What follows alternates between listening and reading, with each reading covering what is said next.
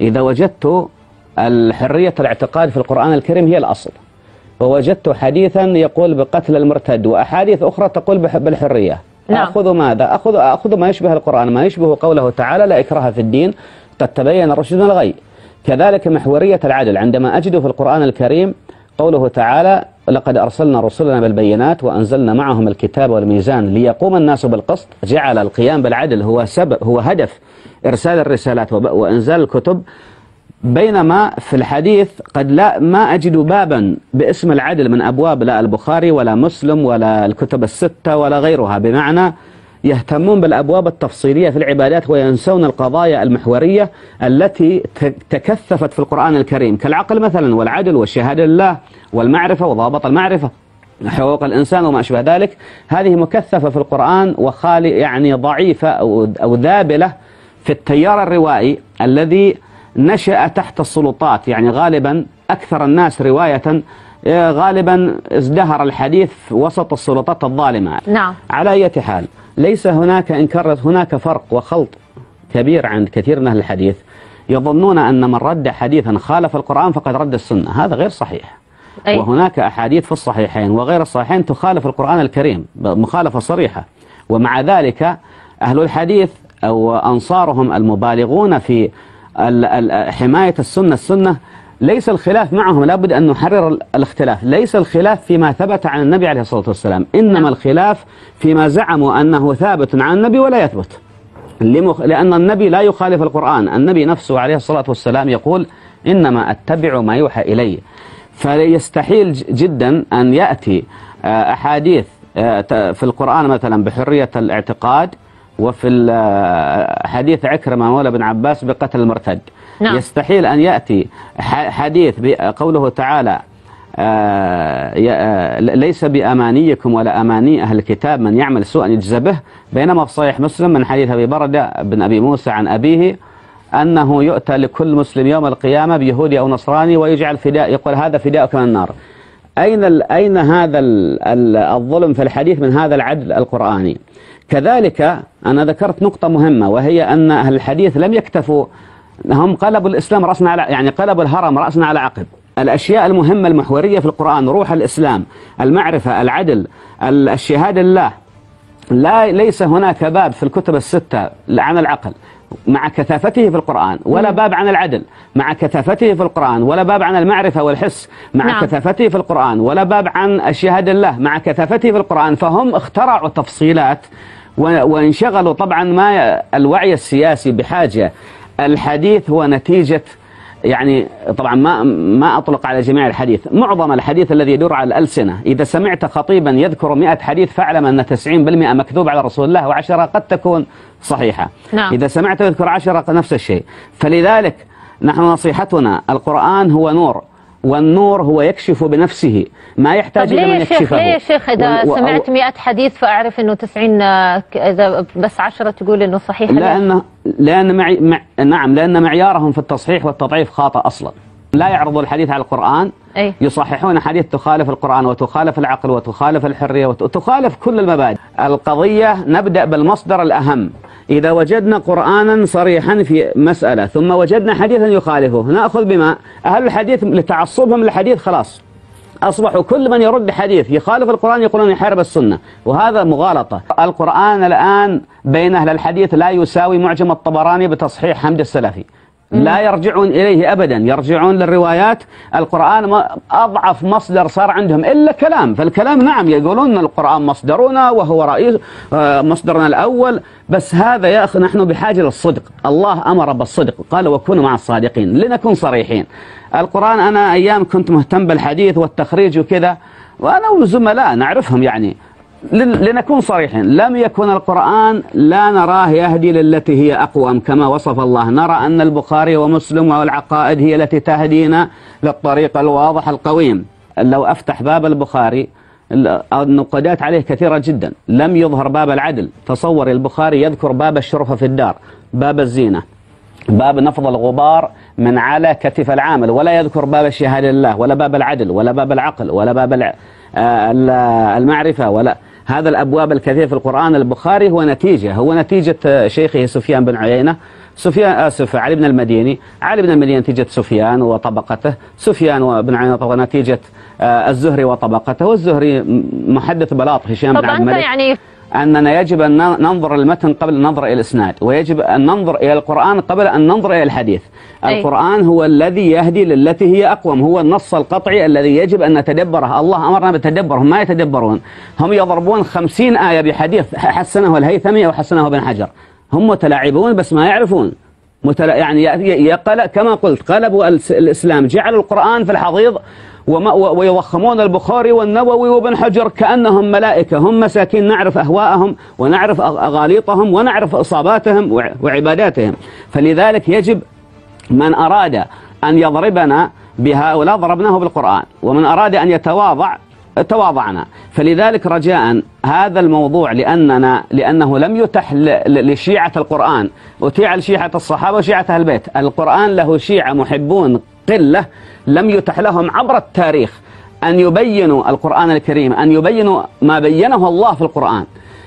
ولذلك القرآن عندهم بين ناسخ وبين منسوخ وبين مخصوص، أصبح كتاب طلاسم ورموز. يقرأ الواحد يقول أي أرض تقلني وأي سماء تظلني إذا قلت في كتاب الله ما ليس منه. والله قد أخبرنا أنه يسر القرآن، ولقد يسرنا القرآن للذكر فالمدكر أفلا يتدبرون القرآن أم على قلوب أقفالها. أبدا. الآن يعلمون بأن المغضوب عليهم اليهود والضالين، غير المغضوب عليهم ولا الضالين.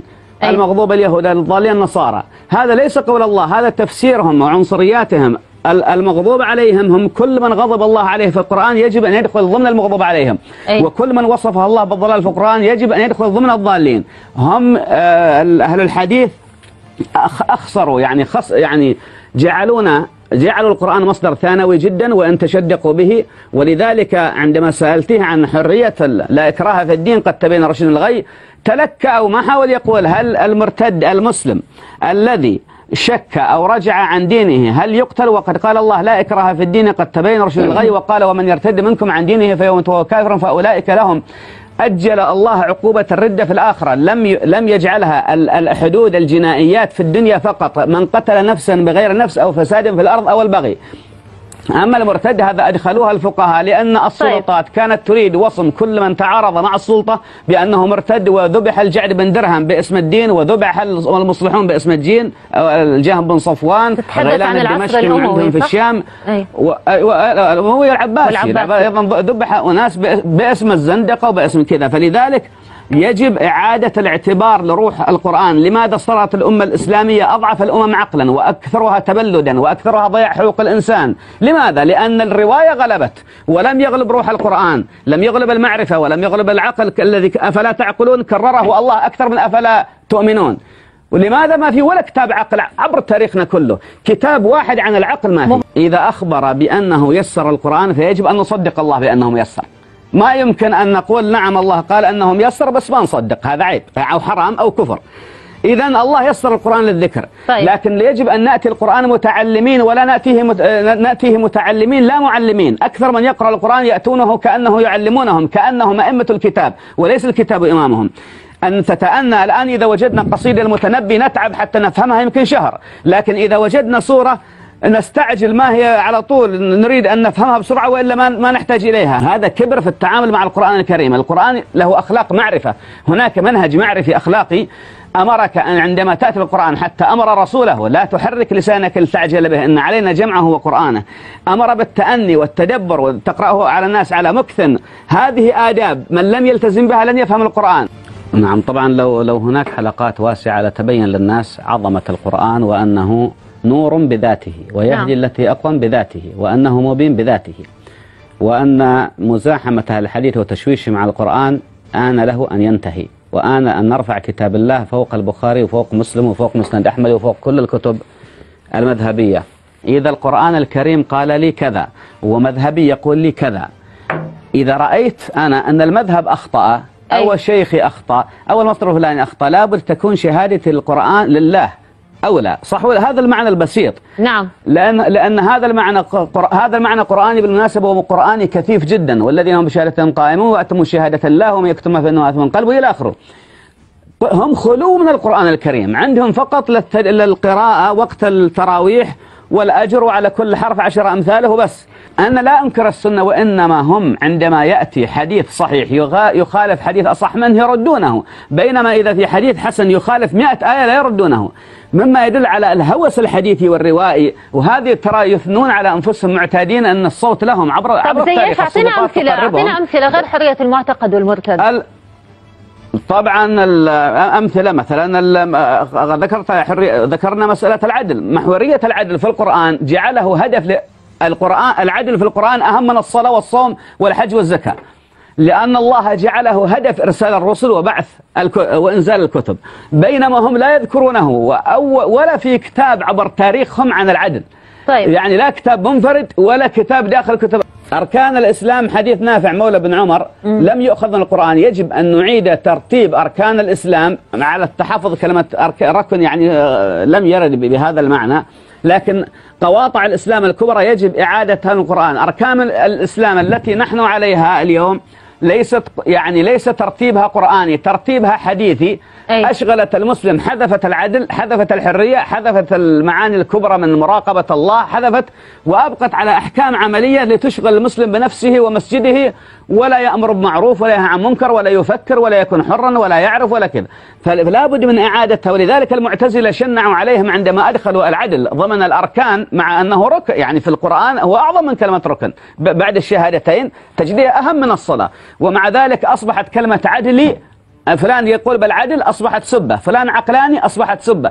كلما تمسك واحد بشيء أساسي في القرآن يسبونه به، يعني يتهمونه بأنه أصبح مبتدع بهذا. العقيدة اخترعها المعتزلة وأخذوها للحديث. القرآن ما في كلمة عقيدة، في إسلام وفي إيمان. قد أفلح المؤمنون الذين هم في صلاتهم خاشعون والذين هم في شعب الإيمان وفي الكبائر. ما في كلمة عقيدة، هذه مبتدعة. القرآن يكشف لنا بأن محرفي الكتب في السابقين هم العلماء أنفسهم. عندما ذكر الله رسلا مبشرين وما اختلف إلا الذين أوتوه، يعني وما اختلف الكتاب الذين أوتوه من بعد ما جاءهم العلم بغيا بينهم. فسبب خلاف أي أمة هي العلماء أنفسهم ليحرفون ويأكلون. أفتطمعون أن يؤمنوا لكم وقد كان فريق منهم يسمعون كلام الله ثم يحرفونهم بعد ما عقلوه وهم يعلمون. والنبي أخبر الحديث الذي يصححونه بأن هذه الأمة ستسلك نفس الطريقة الأمم السابقة، سيحرفون ويأكلون، والعامة المساكين يقتلون ويسحقون. ولذلك بالثورات العربية إن شاء الله ستتفتح العقول وسيكتشفون القرآن من جديد. سيكتشفون القرآن من جديد. القرآن مهجور، سيكتشفون إن شاء الله بفضل هذا الحرية الآن الموجودة. هذا أول حلقة غير مهجور. القرآن غير مهجور. القرآن عندك أنت مهجور على كتاب الله. أما عند المسلمين فهو ليس بمهجور. في فكرك أنت فقط مهجور. أنت تدعي ذلك. هذا ادعاؤك وادعاؤك عليه. بس يا دكتور محمد، وقال الرسول أن قوم اتخذوا من هذا القرآن مهجورا في سورة الفرقان. ماشي، يعني هذا في أمر من الله عز وجل أن لا نهجر القرآن. بس من هو حتى يقول إن الناس قد هجر، أن العلماء قد هجروا القرآن؟ يقول الإمام البخاري هجر القرآن يوم القيامة، الإمام مسلم هجر القرآن، أهل السنة هجروا القرآن. شو الحكي هذا؟ لحظة، الرسول له شكوى يوم القيامة، وقال الرسول يا ربي إن قومي اتخذوا هذا القرآن مهجورا. ألا تؤمن بهذه الآية؟ ألا تؤمن بأنها ستتحقق؟ طبعا نؤمن بهذه الآية، أكيد نؤمن بهذه الآية. طيب خلاص، إذا القرآن مهجور عند الأكثرية.